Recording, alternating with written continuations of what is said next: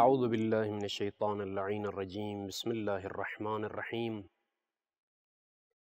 الحمدللہ رب العالمین والصلاة والسلام علی سیدنا محمد وآلہ الطاہرین اللہم صل علی محمد وآل محمد اللہم وفقنا وجمیع المشتغلین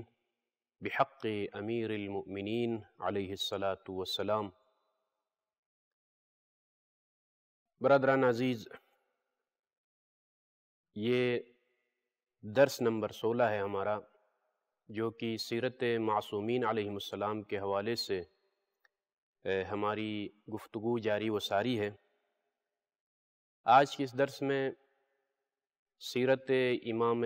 حسن علیہ السلام کے بارے میں گفتگو کرنے کا ارادہ ہے۔ اجمالی تعارف امام علیہ السلام کا نام حسن ہے اور کنیت ابو محمد، ابو القاسم، یہ کنیت مشہور ہے۔ القابات بہت ہیں، ان القابات میں سے مجتبی، سید، ذکی، صبت الرسول، یہ القابات مشہور ہیں۔ تاریخ شہادت 28 صفر 50 ہجری کو امام شہید ہوئے ہیں، جنت البقیع میں مدفون ہیں، اور نقش انگوٹھی العزت للہ یہ منقوش تھا امام حسن علیہ السلام کی انگوٹھی پر۔ ولادت کے مراسم اسلامی اور آداب اسلامی سنت نبوی بھی ہے، اور آج بھی یہ سنت قائم ہے مومنین کے درمیان، مسلمانوں کے درمیان۔ ولادت کے فوراً بعد رسول اکرم صلی اللہ علیہ وآلہ وسلم نے آپ کی کان میں آذان دی، اور 7ویں روز ولادت کے ایک گوسفند کو ذبح کر کے آپ کا عقیقہ کیا، جو کہ مستحب ہے۔ تقریباً 8 سال یا 8 سال سے کم رسول اکرم صلی اللہ علیہ وآلہ وسلم کے ساتھ امام حسن نے زندگی گزاری ہے۔ ولادت کے بعد یقیناً آداب اسلامی میں سے ہے اور سنت رسول ہے کہ مولود کی کان میں آذان دی جاتی ہے، اور یہی سنت آج بھی مومنین کے درمیان، مسلمانوں کے درمیان موجود ہے۔ پیغمبر اکرم صلی اللہ علیہ وآلہ وسلم نے امام کی کان میں آذان دی، 7ویں روز عقیقہ کیا ایک گوسفند کو ذبح کر کے، یہ بھی مستحب ہے، اور یہ استحباب اور سیرت آج بھی مومنین کے درمیان موجود ہے۔ تقریباً 8 سال کا جو عرصہ تھا زندگی کا، وہ امام علیہ السلام نے پیغمبر اکرم صلی اللہ علیہ وآلہ وسلم کے ساتھ یہ عرصہ گزارا، اور تقریباً 8 سال یعنی 7 سال سے لے کر جو ہے اختلاف ہے تاریخ میں، لیکن اس اختلاف کو مد نظر رکھتے ہوئے تقریباً 8 سال کا زندگی کا یہ حصہ بنتا ہے کہ جو امام نے یہ زندگی رسول اللہ صلی اللہ علیہ وسلم کے ساتھ گزاری ہے، اور جو کچھ احکامات الہی اور جو وحی نازل ہوتی تھی قریب سے امام حسن علیہ السلام اس منظر وحی کو مشاہدہ کر رہے تھے، اور وہ واقعات جو پیغمبر اسلام صلی اللہ علیہ وآلہ وسلم کو پیش آتے تھے اور وحی کی صورت میں، اور جو پیغامات آسمان سے ملتے تھے، وہی منظر کو امام حسن علیہ السلام جناب سیدہ تک پیغام پہنچاتے تھے کہ یا سیدۃ النساء العالمین، آج یہ منظر وحی کا میں نے دیکھا جو پیغمبر اسلام پر وحی نازل ہو رہی تھی، اور پیغمبر اسلام کی صورتحال یہ تھی۔ یہ پیغامات الہی کا سلسلہ جاری تھا، اور یہی نورانی منازل اور مناظر امام علیہ السلام مسلسل مشاہدہ کر رہے تھے۔ دوسرا نقطہ جس کی طرف اشارہ کرنا مقصود ہے سیرت امام حسن علیہ السلام کے حوالے سے، امام کی فضیلت قرآن و احادیث کی روشنی میں یہ بات بھی مخفی نہیں ہے اہل ایمان پر کہ قرآن کریم میں متعدد آیات اہل البیت کی شان میں نازل ہوئی، اور یقیناً امام حسن علیہ الصلاۃ والسلام اہل البیت میں سے ہیں، لہٰذا وہ ساری آیتیں جو شان اہل البیت بیان کرتی ہیں ان آیات میں امام حسن علیہ الصلاۃ والسلام بھی شریک ہیں۔ اختصار کے ساتھ کچھ آیات کی طرف اشارہ کروں گا۔ پہلی آیت ہے وَيُطْعِمُونَ الطَّعَامَ عَلَى حُبِّهِ مِسْكِينًا وَيَتِيمًا وَأَسِيرًا، سورہ دہر کی یہ آیت ہے، مشہور و معروف آیت ہے، ہر مومن کو یاد ہے۔ چونکہ یہ آیت بلکہ یوں کہوں کہ سورہ دہر شأن اہل البیت میں نازل ہوا اور فضیلت اہل البیت میں، اور یہ بات قطعی ہے کہ امام حسن علیہ الصلاۃ والسلام بھی اہل البیت میں شامل ہیں، لہٰذا جتنی فضیلتیں اس سورے میں بیان ہوئی ہیں اور اس آیت کے ذیل میں راہ خدا میں انفاق کرنے کے حوالے سے، اور بھوک اور پیاس کو راہ خدا میں برداشت کرنے کے حوالے سے جو فضیلت اس آیت میں بیان ہوئی ہے، طعام کی محبت کے باوجود، چونکہ اس آیت میں جو ظرافت اور نکتہ ملحوظ نظر ہے اہل ذوق کے لیے میں یہ ذکر کروں گا درس سے ہٹ کے، کہ وَيُطْعِمُونَ الطَّعَامَ عَلَى حُبِّهِ، یعنی حب الطعام، حب طعام کے باوجود راہ خدا میں طعام کو انفاق کرنا، یہ کمال انفاق ہے، کمال اطعام ہے۔ ممکن ہے کہ یہ ضمیر عربی ادب کے اعتبار سے اور سیاق و سباق کے اعتبار سے کوئی یہ کہے کہ اللہ کی طرف پلٹتی ہے، لیکن بعض مفسرین جو اس دقت کے ساتھ یہ بیان کرتے ہیں کہ اصل میں یہ ضمیر طعام کی طرف ہی پلٹتی ہے، یعنی طعام کی محبت کے باوجود، طعام کی طرف محتاج ہونے کے باوجود راہ خدا میں کھلاتے ہیں غریبوں کو، مسکینوں کو، اسیروں کو۔ چونکہ عام زندگی میں بھی اور میں اور آپ کے لیے بھی یہ مرحلہ پیش ہو سکتا ہے کہ ایک چیز کی طرف میں محتاج نہیں ہوں، اس کو راہ خدا میں انفاق کرتا ہوں۔ یہ ایک مرحلہ ہے انفاق کا اور اطعام کا، کسی کو کھلانے کا۔ ایک مرتبہ ایک چیز کی طرف میں اشد محتاج ہوں اور جو ہے وہ چیز میرے لیے بہت ضروری ہے، اس کے باوجود راہ الہی میں محتاجوں کو میں دیتا ہوں، اور خدا کی قربت کی خاطر چیز کی طرف محتاج ہونے کے باوجود اگر وہ میں فقراء پر، مساکین پر، اسیروں پر اگر میں خرچ کرتا ہوں تو یقیناً یہ کمال والا مرحلہ ہے، اس کی زیادہ فضیلت ہے، زیادہ شرافت ہے۔ یہی آیت میں یہی پیغام ہمیں مل رہا ہے کہ طعام کی طرف یقیناً ایک مرتبہ، دو مرتبہ، تین مرتبہ روزہ رکھنے کے بعد بھی یہ سلسلہ جاری رہا اور مسلسل اسی طعام کی طرف، ظاہر سی بات ہے بشر ہونے کے ناطے کھانے پینے کی طرف محتاج ہوتے ہیں، اور طعام کی طرف محتاج ہونے کے باوجود راہ خدا میں چونکہ اسیر نے سوال کیا، فقیر نے سوال کیا، مسکین نے سوال کیا، اور کوئی سائل در اہل بیت سے خالی ہاتھ نہیں پلٹتا تھا، تو اہل البیت نے یہ ایثار، یہ قربانی، یہ اطعام جو راہ خدا میں انہوں نے انجام دیا، اور اللہ کو بھی یہ عمل پسند آیا اور یہ آیت نازل ہوئی وَيُطْعِمُونَ الطَّعَامَ عَلَى حُبِّهِ مِسْكِينًا وَيَتِيمًا وَأَسِيرًا۔ دوسری آیت قُلْ لَا أَسْأَلُكُمْ عَلَيْهِ أَجْرًا إِلَّا الْمَوَدَّةَ فِي الْقُرْبَى، یقیناً یہ بھی مشہور و معروف آیت ہے۔ اجر رسالت محمد مصطفیٰ نے اگر مانگی ہے تو وہ یہی مودت اہل البیت علیہم السلام ہے، کہ ظاہر سی بات ہے فی القربا، جو قربہ رسول ہے ان میں امام حسن علیہ الصلاۃ والسلام یقیناً شریک ہے، لہٰذا اجر رسالت کا ثبوت دیتے ہوئے میں اور آپ کا فریضہ بنتا ہے، دینی، اخلاقی اور عقائدی، کہ ہر مسلمان امام حسن کے ساتھ محبت کرے۔ تیسری آیت جو کہ مقام مباہلہ میں یہ جو ہے آیت نازل ہوئی مباہلے کی خاطر، کہ فمن حاجک فیہ من بعد ما جاءک من العلم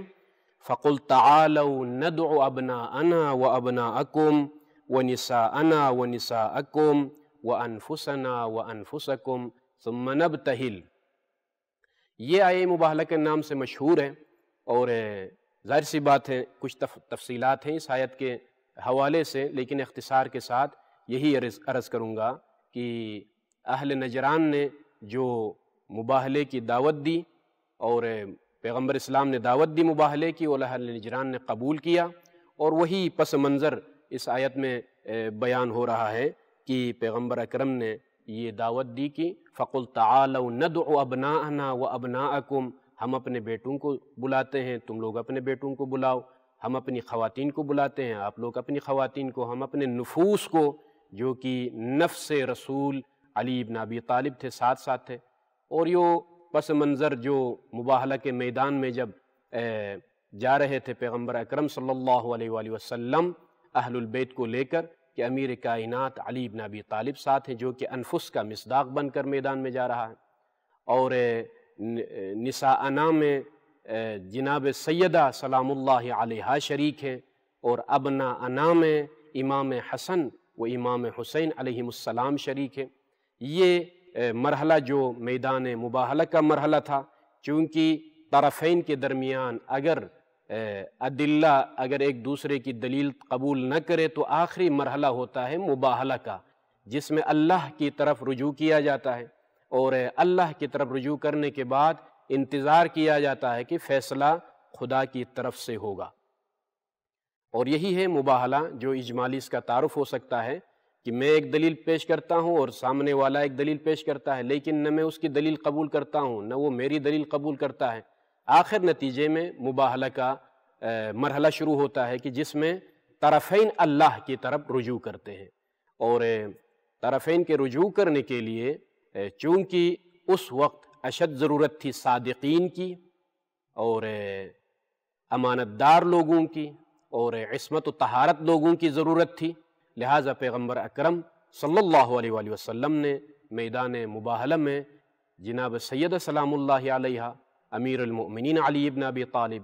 اور امام حسن اور حسین، جو کہ ابناءنا و ابناءکم کے مصداق بن کر پیغمبر اسلام کے ساتھ میدان مباہلہ میں وارد ہوئے۔ اور یہ مباہلہ کا حکم ضمناً میں یہ ذکر کرتا چلوں کہ امام معصوم نے بھی اپنے خاص ایک صحابی سے کہا، جب صحابی نے اصرار کیا یا ابن رسول اللہ، آپ لوگوں کی حقانیت پر طرح طرح کی ہم دلیلیں پیش کرتے ہیں مگر سامنے والے قبول نہیں کرتے ہیں، کبھی کوئی اور تعویل کرتے ہیں، کبھی کوئی اور معنی بیان کرتے ہیں،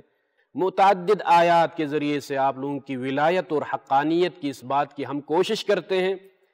مگر سامنے والے قبول نہیں کرتے ہیں۔ تو امام نے بھی روایات میں یہ ہمیں ملتا ہے کہ باہل ہم، ان کے ساتھ مباہلہ کرو، لہٰذا مباہلے کا راستہ ابھی تک کھلا ہے، اور یہ ایک معجزہ ہے۔ بعض علماء بیان کرتے ہیں کہ یہ ایک معجزہ ہے کہ مومن اور موحد اس معجزے کو پیش کر سکتا ہے مد مقابل کے سامنے۔ اگر خدا کا منکر ہے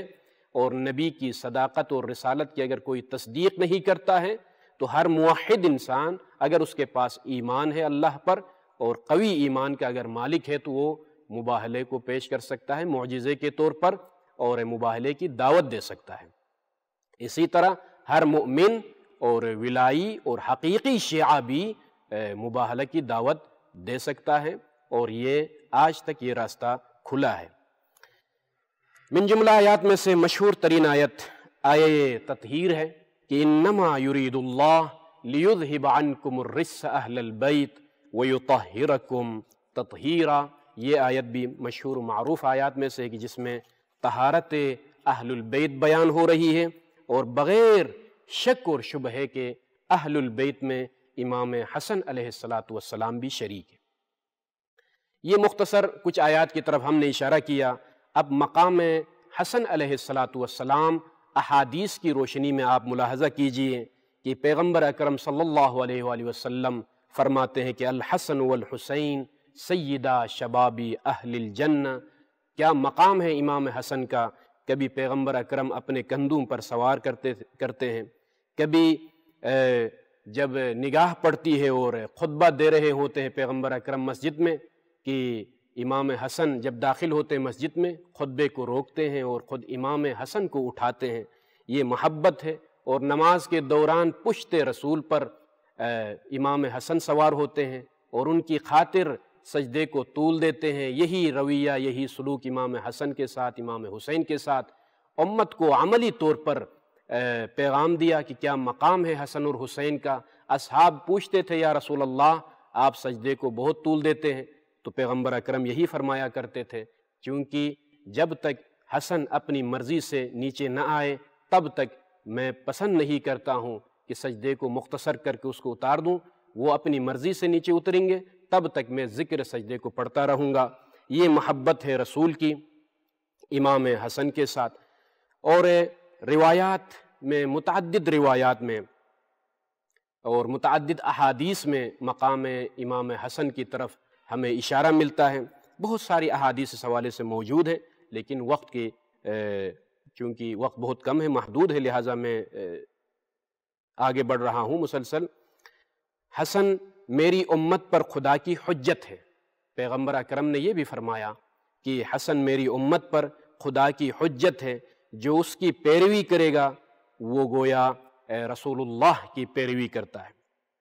اور جو اس کی پیروی سے روگردانی اختیار کرتا ہے گویا پیغمبر اکرم کی اطاعت سے روگردانی اختیار کرتا ہے۔ یعنی اطاعت حسن علیہ السلام اطاعت رسول اللہ صلی اللہ علیہ وآلہ وسلم ہے۔ یہ کوئی آسان مرحلہ یا آسان مقام نہیں ہے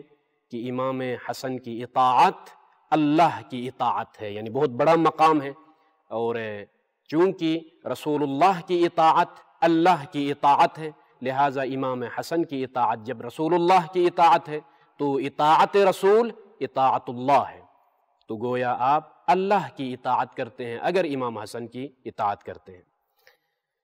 یہ کچھ احادیث امام حسن کی فضیلت کے حوالے سے۔ تو آگے جو مرحلہ بیان کرنا مقصود ہے، عبادت امام حسن علیہ السلام کے حوالے سے اشارہ کروں گا کہ جب عبادت کے لیے آمادہ ہوتے تھے تو وضو کے دوران آپ کے ہاتھ لرزنے لگتے تھے اور رنگ بدل جاتا تھا۔ یہی عبادت کا جو مرحلہ جب شروع ہوتا تھا تو امام کا رنگ متغیر ہوتا تھا۔ مسجد کے دروازے پر جب پہنچتے تھے تو یہی فرماتے تھے، اے احسان کرنے والے، گنہگار تیری بارگاہ میں حاضر ہوا ہے، یعنی اپنے آپ کو گنہگار کہہ کر اللہ کے سامنے اللہ کی عظمت کا اعتراف کرتے تھے۔ یہ جو کہ ہمارا درس جاری و ساری ہے، درس نمبر 16 ہے، کہ عبادت امام حسن علیہ السلام کے حوالے سے بات ہو رہی تھی کہ اولیاء اللہ کی عبادت کی جو حالت ہوتی تھی وہی حالت امام حسن پر طاری ہوتی تھی، اور جب وضو کرتے تھے تو امام کا رنگ بدل جاتا تھا خوف الہی کی وجہ سے، ہاتھ لرزتے تھے، اور مالک حقیقی کی یاد میں اور مالک حقیقی کی بارگاہ میں جانا ہے، اس احساس کے ساتھ امام معصوم امام حسن علیہ السلام آگے بڑھ رہے تھے نماز کی بجاوری کی خاطر۔ ایک اور اہم نقطہ جو امام کی حیات سے ہمیں ملتا ہے وہ یہ ہے کہ حلم اور بردباری، بہت ساری مثالیں تاریخ میں ملتی ہیں امام کی بردباری کے حوالے سے، صبر کے حوالے سے، حلم کے حوالے سے، کہ حتیٰ کہ غیر بھی، دشمن بھی معترف تھا اس حوالے سے، کہ مشہور و معروف ہے مروان ابن حکم کی دشمنی تاریخ میں ڈکی چھپی بات نہیں ہے، اہل البیت کے ساتھ، گھرانہ محمد کے ساتھ بہت ان کی دشمنی تھی، مگر یہ خود معترف ہے۔ مروان ابن حکم کہتا ہے کہ جب کسی نے پوچھا کہ امام حسن کے بارے میں تو اس دشمن نے اعتراف کیا اور بیان کیا کہ یہ وہ عظیم شخصیت تھی کہ جن کی بردباری پہاڑ کی مانند تھی، حلم اور بردباری پہاڑ کے مانند تھی۔ یہ اعتراف کرتا ہے مروان ابن حکم، جو کہ سخت ترین دشمنان اہل البیت میں سے اس کا شمار ہوتا ہے، مگر امام حسن کی حلم اور بردباری کا معترف ہے۔ ایک اور مثال ہمیں ملتا ہے کہ ایک شامی نے امام کو بہت برا بلا کہا، سب و شتم کیا، گستاخی کی امام کی شان میں، مگر امام سنتے رہے اور خاموشی سے آخر تک جب وہ تھک گیا سب و شتم کے بعد، پھر امام مسکراتے ہوئے سلام کیا، سلام علیکم، اور فرمایا لگتا ہے کہ اس شہر میں آپ اجنبی ہیں، شاید کسی چیز کی ضرورت ہوگی، آپ تھکے ہوئے ہیں۔ تو یہ اخلاق، اس اخلاق کے ساتھ، اس انداز کے ساتھ جب امام ان سے گفتگو کی امام نے اور ان کے احوال پرسی کی، تو اس بندے کو بڑا احساس ہوا اور روتے ہوئے یہی کہا کہ خدا بہتر جانتا ہے کہ اپنی رسالت کس کے سپرد کرنا ہے۔ تو یہ بتانا مقصود تھا کہ واقعاً اس ہستی کا تعلق خاندان نبوت سے ہے، محمد مصطفیٰ کی اولاد میں سے ہے۔ یہ ہے امام حسن علیہ السلام کی حلم اور بردباری کی ایک دو مثالیں ہیں۔ اور ایک اور اہم نقطہ امام کی سیرت سے جو ہمیں ملتا ہے وہ ہے سخاوت، کریم، سخی، جواد، یہ القابات ہیں امام کے۔ اور